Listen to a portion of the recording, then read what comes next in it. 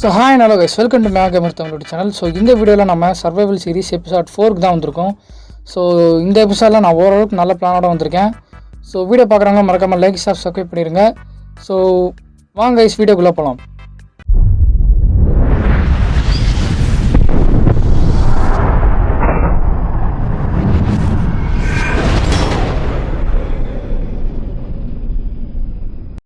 So guys, நான் first வேர்ல்டுக்குள்ளே போனோடனே ஃபார்ம்லாம் கொஞ்சம் எல்லாம் வளர்ந்துருக்கான்னு செக் பண்ணேன். ஸோ பெருசாக எதுவும் வளரல. ஸோ போன எபிசோடில் ட்ராகனை முடிச்சுட்டு ட்ராகனுக்கே அப்படியே ஓரமாக தூக்கி போட்டாச்சு. ஸோ நெக்ஸ்ட் நான் பார்த்தீங்கன்னா ஸ்ப்ரூஸ் ஷூட்டு கொஞ்சம் மைண்ட் பண்ணலான்னு போனேன். ஸ்ப்ரூஸ் ஷூட் டைகா பயம் நான் ஆல்ரெடி பார்த்து வச்சுருந்தேன் ஒரு இடத்துல. ஸோ அந்த இடத்துல போய் ஸ்ப்ரூஸ் ஷூட் மைண்ட் பண்ணிட்டு வரலான்னு சொல்லிட்டு நான் மைண்ட் பண்ண ஸ்டார்ட் பண்ணிட்டேன்.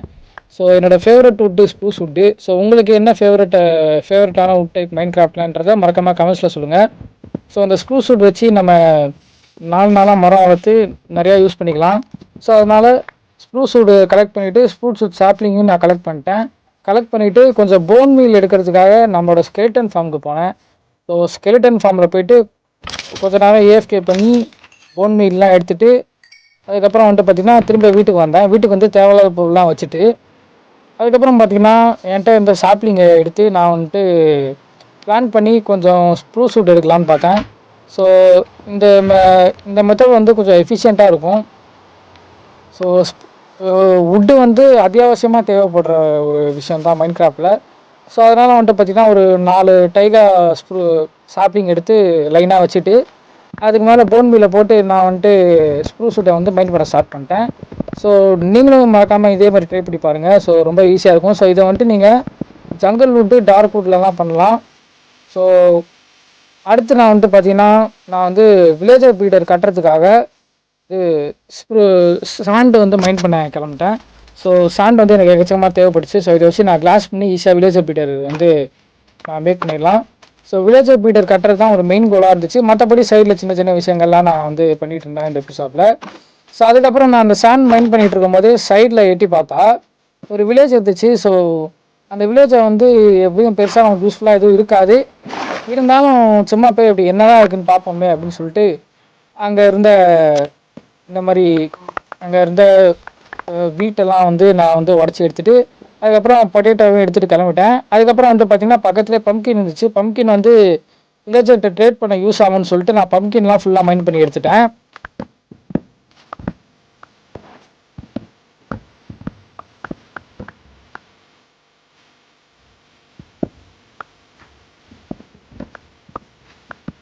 ஸோ தொடர்ந்து பேசிகிட்டே இருக்கிறதுனால மூச்சு வாங்கிச்சு. அதனால தான் அந்த பம்ப்கின் மைண்ட் பண்ணுற வரைக்கும் கொஞ்சம் ஒரு சின்ன பிரேக் எடுத்துக்கிட்டேன்.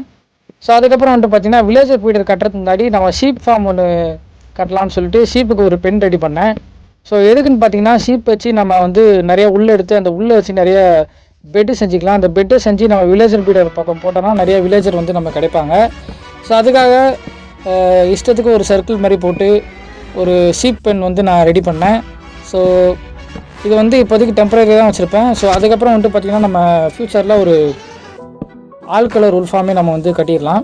ஸோ அதுக்கப்புறம் உள்ளே நான் ஷீப்பெல்லாம் பிடிச்சி போட்டேன். ஸோ எல்லாத்துக்கும் நான் பிங்க் கலர் டை அடித்து வச்சுக்கிட்டேன். ஸோ ஏன்னு பார்த்தீங்கன்னா ஸோ எல்லா ஷீப்புக்கும் பார்த்திங்கன்னா ஒரே கலரில் இருந்துச்சுன்னா நம்ம கொஞ்சம் ஈஸியாக எஃபிஷியண்ட்டாக இருக்கும்.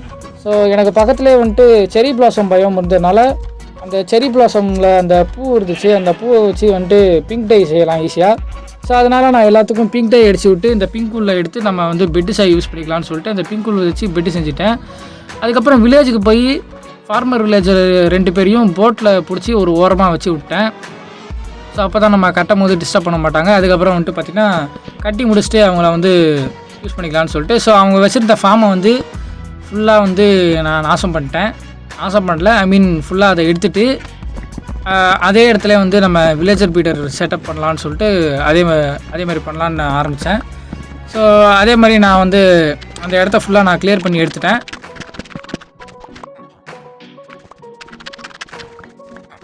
ஸோ கிளியர் பண்ணி எடுத்ததுக்கப்புறம் வில்லேஜர் பீடர் கட்டுறதுக்கு நான் ஃபஸ்ட்டு பண்ணது நடுவில் ஒரு தண்ணியை ஊற்றி நார்மலாக நம்ம ஃபார்ம் கட்டுவோம் பார்த்திங்களா ஸ்டார்டிங்கில், அதே மாதிரி ஒரு 9x9 நான் ஃபுல்லாக ஹோப் பண்ணி எடுத்துக்கிட்டேன். ஸோ வில்லேஜர் பீடர் கட்டும் போது எப்போவுமே இது ஒரு பேசிக்கான விஷயம் தான். ஸோ அதனால் நான் ஃபஸ்ட்டே இதை பண்ணிக்கிட்டேன்.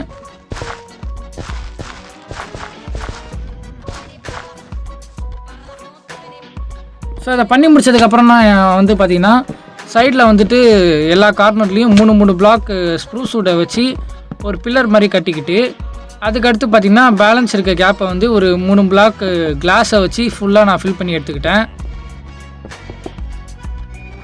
ஸோ அதை ஃபுல்லாக ஃபில் பண்ணோன்னா வந்துட்டு பார்த்திங்கன்னா உள்ளே வில்லேஜர்ஸ் இருக்கிறத வந்து நம்ம ஈஸியாக பார்த்துக்கலாம். ஸோ அதை ஃபுல்லாக ஃபில் பண்ணிவிட்டு நடுவில் ஒரு இடத்துல வந்துட்டு நான் ஓக்வுட்டு ட்ராப் டோர்லாம் வச்சு குட்டி வில்லேஜர் வந்து ட்ராப் ஆகிறதுக்கும் ஒரு இடத்த வந்து நான் ட்ராப் டோர் வச்சு ரெடி பண்ணிட்டேன்.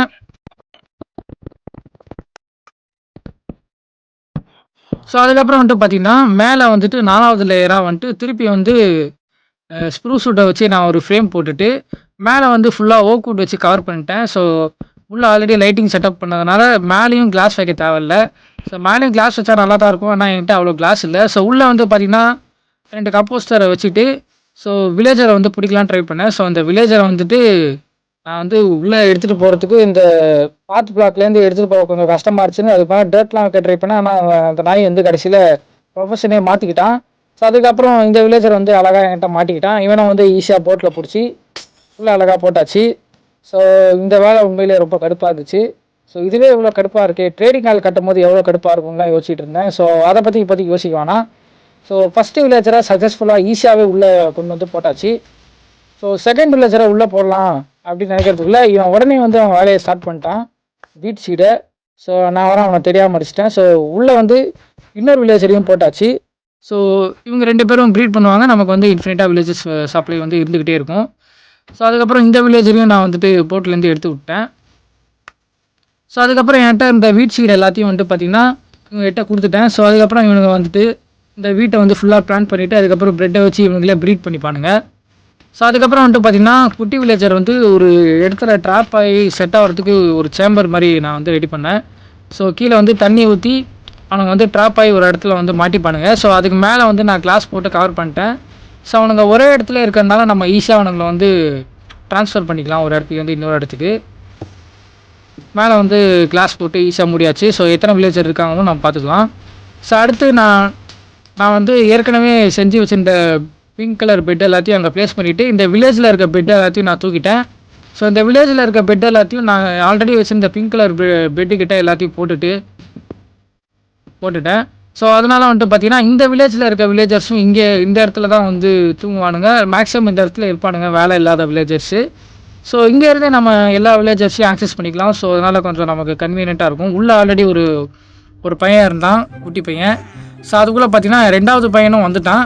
ஸோ 2வது பையனை தாண்டி அவனுங்க திருப்பி இன்னொரு வாட்டி அவனுங்க வேலையை காமிச்சு 3வது பையனையும் வந்து கொண்டு வந்தாங்க.